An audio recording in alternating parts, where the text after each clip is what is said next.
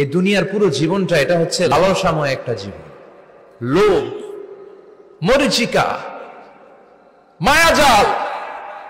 এই মায়াজালে আমরা আটকে আছি, ফলে মৃত্যুর কথা আমরা ভুলে গিয়েছি। পাগলের মতো ছুটছি, আরো টাকা লাগবে, আরো খ্যাতি লাগবে, আরো যশ লাগবে, আরো দাপট লাগবে। আমার এত টাকা দিয়ে কি হবে, এত সম্পদ দিয়ে কি হবে, এত ব্যস্ততা দিয়ে কি হবে তোমার? স্টপ, থামুন, অনেক হয়েছে। আন্না, থামুন, take a rest, take a breath and think about death. Think that you have to go back to your Lord. একটু বসেন না, একটু ভাবেন যে আমাকে চলে যেতে হবে, চলে যেতে হবে। এই কোলাহল, এই ব্যস্ততা, এগুলো থাকবে, থাকবো না আমি। সাইয়েদনা ওমর ফারুক বলেছেন, মুতু ক্বাবলা আন তামুতু, মরার আগে একবার মরো। হাসিবু ক্বাবলা আন তুহাসাবু আলাইকুম, তোমার হিসাব নেওয়ার আগে তুমি একবার নিজের হিসাবটা করো না। কাগজ বের করে একটু লিখো না কি কি ভালো কাজ করছিলা, যেগুলো দিয়ে নাজাতের ওসিলা হতে পারে, 1 2 3, আর কি কি আকাম কুকাম করছো দেখো না, লিখে দেখো তোমার অবস্থাটা কি। মরার আগে একবার মরো। মরার আগে খাটের মধ্যে শুয়ে শটান করে চোখ বন্ধ করে একবার মরার ভান করে দেখেন কেমন লাগে। চোখটা বন্ধ করেন আর ভাবেন আপনি নাই, কি কি হতে পারে ভাবেন। আপনার ছেলে মেয়েরা কান্না জুড়ে দিবে, আপনার প্রাণের স্ত্রী বিলাপ শুরু করে দিবে, বন্ধু বান্ধবের চিৎকার আর মাতম, স্থানীয় এলাকার মসজিদে ঘোষণা, অমুক এলাকার নিবাসী অমুক ভাই, অমুকের ছেলে অমুক দুনিয়ায় নাই। সব আত্মীয়রা চলে আসবে, ফেসবুকে স্ট্যাটাস দেয়া হবে, সবাই সবাইকে জানাবে বিকাল 4টায় অমুক হাই স্কুল ময়দানে আপনার জানাজা। ছুটে আসবে, সবাই ছুটে আসবে আপনাকে শেষ বিদায় দিতে, গুড বাই জানানোর জন্য, আল ওয়াদা, বিদায় জানাতে আসবে সবাই। 4 তাকবীর দিয়ে আপনার জানাজা হবে, অশ্রুসিক্ত জানাজায় আপনার বিদায় হবে। কাঠের খাটিয়ার মধ্যে করে কাঁধে তুলে আপনার কবরে নেওয়া হবে। আগে থেকে খুঁড়ে রাখা কবরটার মধ্যে আপনারে বিছিয়ে দেয়া হবে। বাঁশের কচি দিয়ে তার উপরে মাটির চাপা দিয়ে সব চলে যাবে।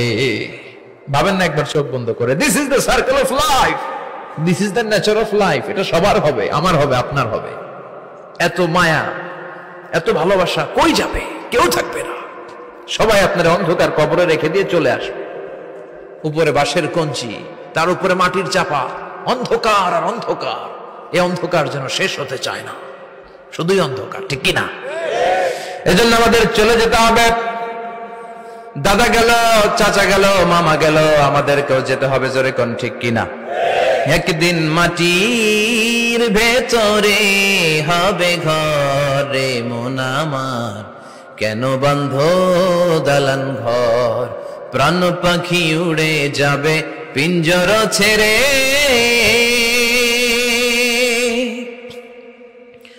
ধরা ধামে সবই রবে, তুমি যাবে চলে, বন্ধু বান্ধব যত, মাতা পিতা যারা সুত, সবই হবে তোমার পরে।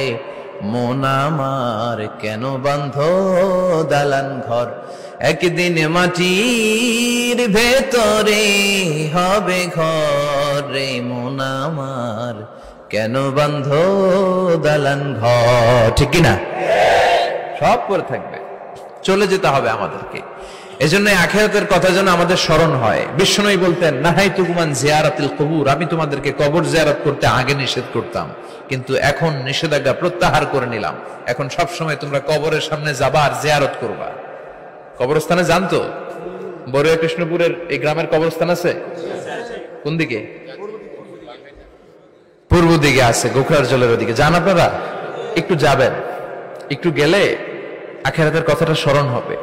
ওখানে ছোট শিশুরা শুয়ে আছে, কিশোর যুবকরা আছে, আপনার মতো তাগড়া যুবক মুরব্বীরা আছে। এরা এই এলাকায় থাকতো, এরা আকাশ থেকে নেমে আসে না, এই এলাকার সন্তান আজ নাই। একটা সার্টেন পিরিয়ড শেষে আপনিও থাকবেন না। This is the nature of life, this is the circle of life. ছোট্ট শিশু হয়ে এসেছিলেন, শৈশব, কৈশোর, যৌবন, প্রৌঢ়ত্ব। আগে ছিলেন সিঙ্গেল, বিয়ে করে হয়ে গেলেন ডবল। এরপরে আল্লাহ আপনাকে একটা মেয়ে দিল, এরপরে মেয়েকে বিয়ে দিয়ে শ্বশুর হলেন, এরপরে ওই মেয়ের ঘরে সন্তান হতে নানা হলেন। আর কতদিন? অনেক দিন হলো তো, অনেক লম্বা সময় পেয়েছেন আপনি। Think about death. এবার যাওয়ার কথা ভাবেন। আখিরাতের সামানের কথা ভাবেন, ফিরে যেতে হবে। কি শক্তিশালী যুবক, বার্ধক্য চলে আসলে লাঠি ছাড়া চলতে পারে না। কুচকুচে কালো দাড়ি সাদা হয়ে যায়, দাড়ির শুভ্রতা, বয়সের ভার, রং ধরা যৌবন জং ধরে শেষ, ঠিক কিনা? This is the circle of life. যুবক ভাইরা, এটাই জীবন, চলে যেতে হবে, কেউ থাকতে পারবে না, ঠিক কিনা? এটা রিমাইন্ডার আল্লাহ এই সূরার ভেতরে দিয়েছেন যে তোমাদেরকে ফিরে যেতে হবে, এই লোভ লালসা ছেড়ে দাও। রব্বুল আলামিন বলেন, আলহাকুমুত তাকাসুর হাত্তা যুরতুমুল মাকাবির। ও গোলাম, দুনিয়ার সম্পদ, লোভ লালসা তোদেরকে পাগল বানিয়ে দিয়েছে। এই লোভ পাগলামি কোনোদিন তোদের থামবে না যতদিন না তোরা কবরে ঢুকবি, ঠিক কিনা? কার কথা? আল্লাহ বললেন, দুনিয়ার সম্পদ আর লোভ আর মোহে তোমরা গাফেল হয়ে গিয়েছো। আখিরাতের কথা বেমালুম তোমরা ভুলে গিয়েছো, কিন্তু আখিরাতে তোমাদের যেতেই হবে, কবরের বাড়িতে তোমাদের ঢুকতেই হবে, ঠিক কিনা? যেতেই হবে, আমরা ভুলে যাই। আলহাকুমুত তাকাসুর, অতিরিক্ত পাওয়ার লোভ, বেশি বেশি খাওয়ার লোভ, বেশি বেশি জমানোর লোভ মানুষকে গাফেল বানিয়ে দিয়েছে। এটা মানুষের স্বভাব, আরো চাই আরো চাই, এই স্বভাবটা আছে না নাই? দেখবেন ছোট বাচ্চারা মসজিদের দোয়া অনুষ্ঠান শেষে জিলাপি দেয় না? বড়ে কৃষ্ণপুরে কি দেয়? আগে বাতাসা দিত না, এখন কি দেয়? জিলাপি দেয়, মিষ্টি দেয়। তো মসজিদের 2-3 গেট থেকে যদি দেয়, ছোট বাচ্চারা দেখবেন এদিক দিয়ে কয়েকটা নিয়ে আবার ওই গেটে লাইন ধরে। ওর হাত হলো ছোট হাত, ওর হাত ভর্তি জিলাপি, আর নেওয়ার জায়গা না, এরপর আরেক জায়গায় লাইন ধরছে, আরো লাগবে আরো লাগবে, এই আরো আরো আরো চাই। এই স্বভাবটাই মানুষকে কুড়ে কুড়ে শেষ করে দিয়েছে। এত লাগবে কেন তোমার? চাহিদার কোনো শেষ নাই, unlimited demand of human being. যার আছে বেশি তার চাই বেশি, যার সাইকেল আছে তার হুন্ডা চাই, হুন্ডা আছে তো প্রাইভেট কার চাই, প্রাইভেট কার আছে তো প্লেন চাই, প্লেন আছে তো হেলিকপ্টার চাই, হেলিকপ্টার আছে তো ওইটা চাই, ওইটা আছে তো সেটা চাই, ঠিক কিনা? এলাকার মেম্বার যে হয়েছে চেয়ারম্যান হতে চায়, আছে না নাই? চেয়ারম্যান সাহেব এমপি হতে চায়, আছে না নাই?